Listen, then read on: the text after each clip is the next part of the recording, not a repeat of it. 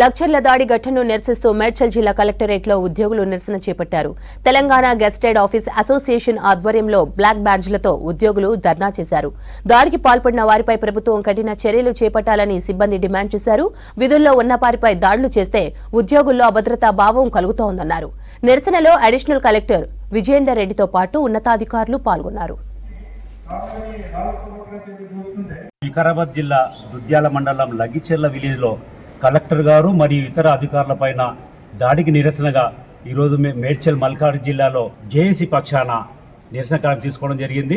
Collector గారిపై జరిపిన దాడిని టీజీఓస్ మేడ్చల్ జిల్లా శాఖ తరఫున తీవ్రంగా ఖండిస్తున్నాం.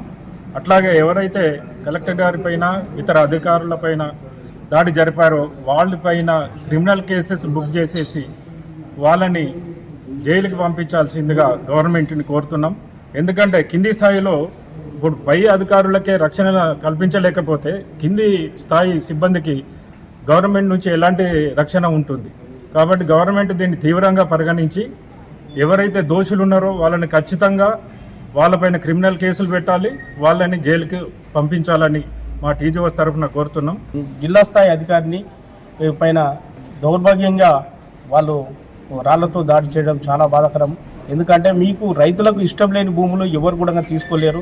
మీరు ఏదన్నా ఉంటే నిరసన తెలిపేది ఉండే, లేకపోతే కలెక్టర్ గారికి రిప్రజెంటేషన్ ఇచ్చేది ఉండే. కానీ కలెక్టర్ పైన దౌర్భాగ్యంగా ఇతర అధికారుల పైన మీరు దౌర్భాగ్యంగా అట్లా దాడి చేయడం చాలా బాధాకరం.